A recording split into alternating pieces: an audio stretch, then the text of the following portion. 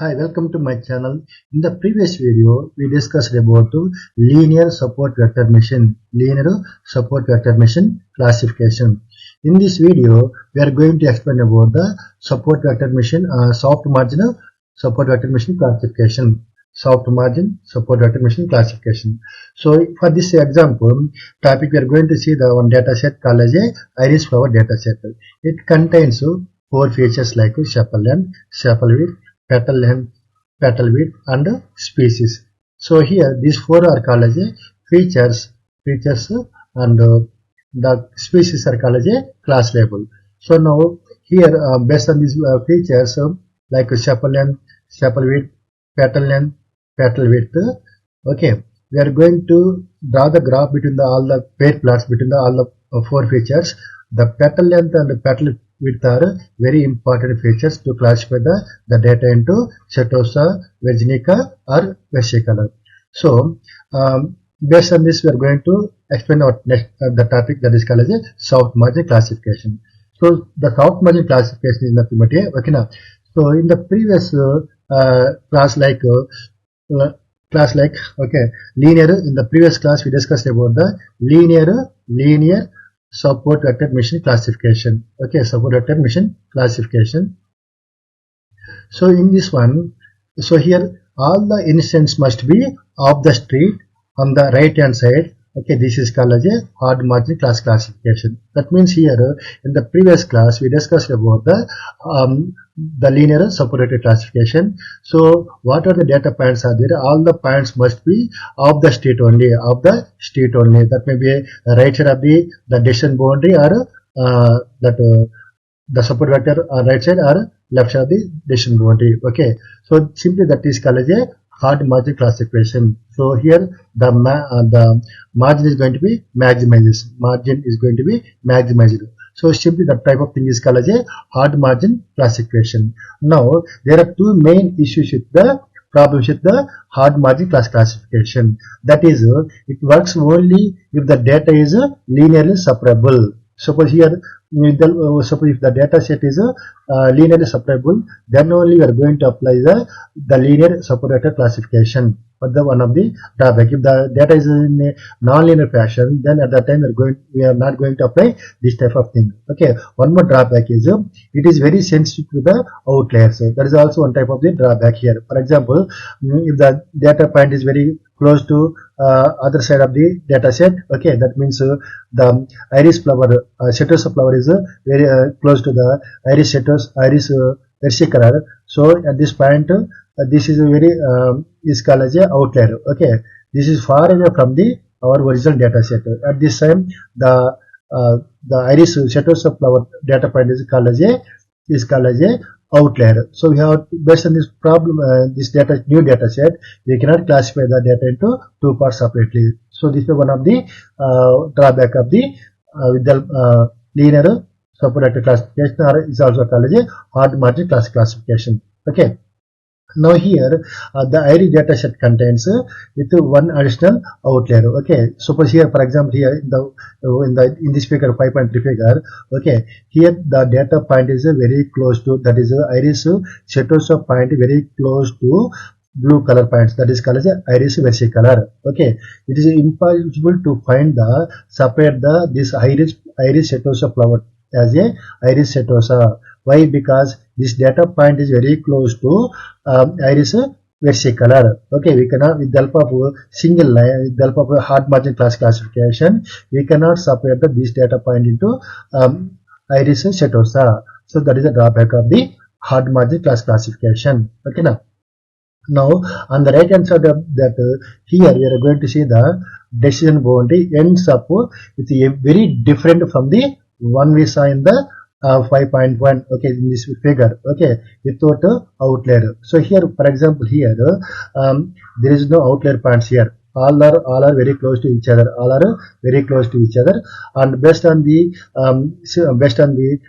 closest to class instances, so different class instances, we are going to draw identify the support vectors. With that support vectors, we are find out the decision boundary. So this decision boundary exactly divides data into two parts. Okay, so there is no problem with here because of here there is no outlier point. But what happened here, the decision here, all the points are, all the Setosa points are very close to here, but what happened, some point is very, some iris Setosa point very far away from the all the elements. So this point is because of outlier. So because of this outlier point, the margin also going to be, the decision function also going to be very far away from the all the points. So this is because of the outlier. Okay, with this outlier, what happened, the margin is going to be reduced here. So because of this margin reduction, okay, the decision function is unable to classify the data into two parts separately. So because of here there is no margin maximization. Margin maximization concept is going to be disqualified here. Okay, now, so that is the drawback of the outlier. Suppose if there is no outlier here, the margin is going to be, okay, the margin is going to be increases, okay, from the smallest to highest value. Okay, so this is because of the outlier. So we have to remove the outliers, then perform the classification. This is one way of achieve the soft margin classification. Now here it will be probably not the generalized as well. Okay, it is not apply for all the things. Now here, to avoid these issues, use a more flexible model. That model is called as a soft margin classification. So the objective is here to find the good balance between the keeping the street as large as possible. You have to keep the distance. The street must be as large as possible. And limiting the margin violation. The margin is going to be maximized. So the street must be large as possible. Okay, and that is instances that end up in the middle of the street or even on the wrong side also. We are going to classify the things. Simply this is called as a soft margin classification. Okay, when creating a support vector mission model, we are going to use the scikit-learn. We can specify the number of hyperparameters. Okay, here we are going to use the one of the hyperparameters is the C. C is one type of hyperparameter that based on the hyperparameter we are going to change the values of the things. Okay, we get the perfect things. Now if you set the C value is very low value, then we can end up with the model on the left hand side. This here, for example, C equal to 1, we get the model look like here. If C equal to 100, the model is going to be like this. Okay, if the C value equal to 1, then margin is going to be increases. If the C value equal to 100, the margin is going to be decreases. Like that, we are going to increase the size or decrease the size of the margin. Now, if you with the high value, we can get the model on the the right side, like here C equal to 100. Okay, we will get the model look like this here. The margin is going to be very low value, and the margin violence are bad here. Okay, because of C values increases to lowest value to highest value. Because of high C value, the margin is going to be decreases. Okay, but here the less C value, the margin is going to be increases. Okay, now it is usually better to have a few of them. Okay, so that means C equal to 1 or very close to 1 or 2. Now, however, in this case, the model on the left hand side has lot of margin violations, but will probably generalize the better.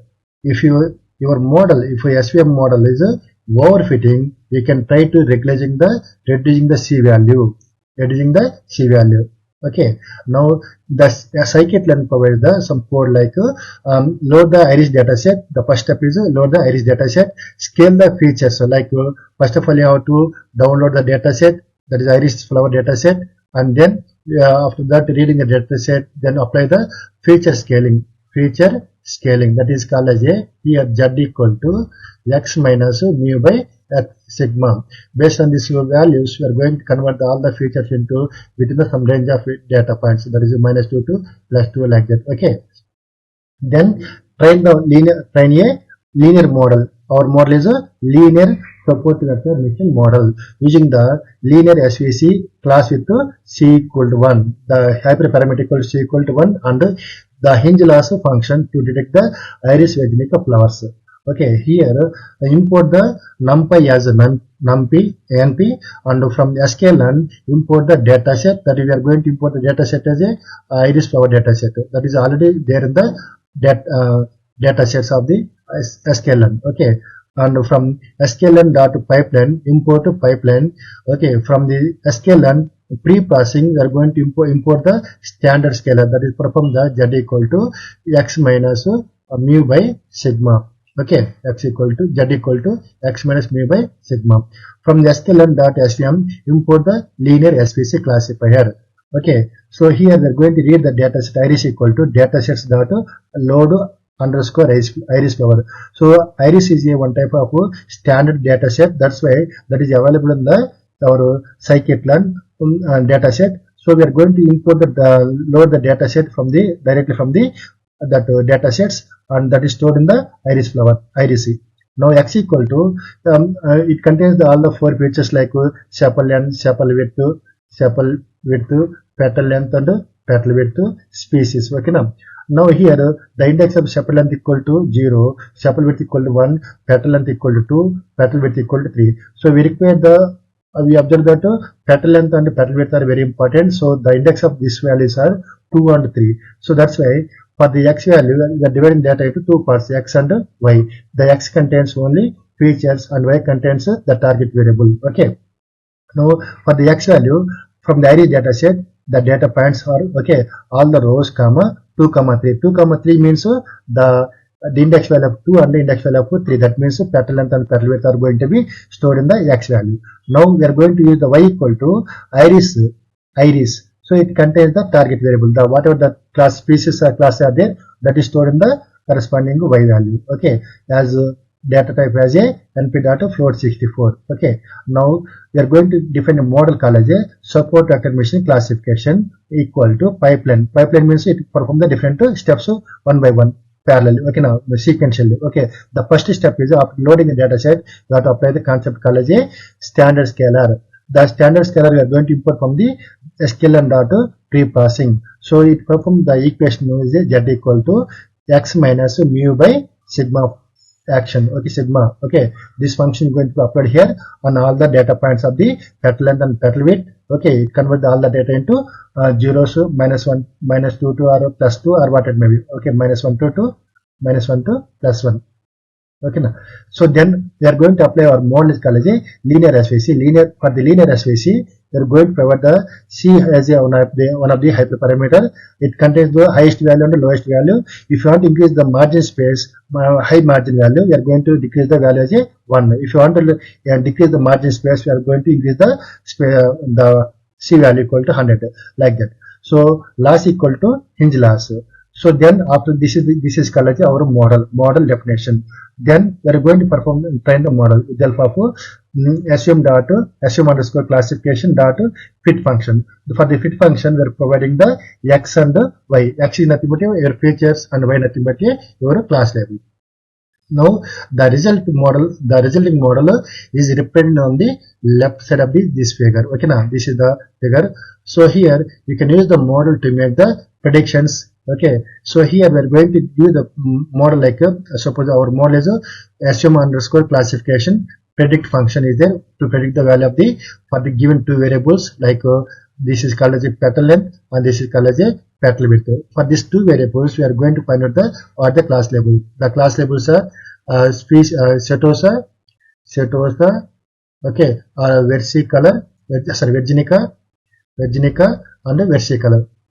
Here three class labels are the index equal to 0, the index equal to 1, and the index value equal to 2. So here, based on this information, so here look in this one, 5.5 as the petal length, 5.5, okay, petal length, and 1.7 as a or level. So for this data set, we are going to classify that is a 1. What is the meaning of 1? Is called as a virginica. So like that, we are going to predict the class level for the given new data points. Now SVM classifiers do not output the probabilities for each class. Okay, now instead of using the linear support vector classification, okay, there are one more technique is there, that is called as a support vector class classification with a linear kernel. Okay, so there are two things are there. One linear class classification, linear support vector machine classification. One thing is a linear support vector classification method and the coding purpose, and one more thing is there called as a support vector classification. Okay, so here we are going to provide here the C equal to 1 and the loss equal to hinge loss. Okay, here we are going to provide the kernel equal to linear. Okay, kernel equal to linear. Okay, now when creating the support vector class classification model, you would write the code as a SVC, support vector class classification, kernel equal to linear and C equal to 1. So, or we could use the stochastic gradient classifier class with the help of stochastic gradient classifier, the loss equal to hinge loss, alpha equal to 1 by m into C. So, this applies the regular stochastic gradient descent to obtain the linear support vector machine classifier. So, it does not converge as fast as the linear support vector class classification, but it can be useful to handle the online classification task or huge datasets that do not fit in the memory. That is called as a out-of-core training. So, in the linear support vector classification SVC, linear SVC class regularize the bias term. So, you should center the training set first by using the subtracting its mean value. This is called as a automatic. This is done by the automatic if you scale the data using the standard scaler. Okay. Then also make sure that your data set must be loss the hyperparameters to hinge loss, as it is not the default value. Okay. So finally, for the better performance, you should set the dual hyperparameters to the false values unless there are more features than training the instances. Okay, so this is about the soft margin class classification. In the next video, we are going to discuss about the non-linear support vector machine classification. Thank you for watching our video. If you like the video, please subscribe. Thank you.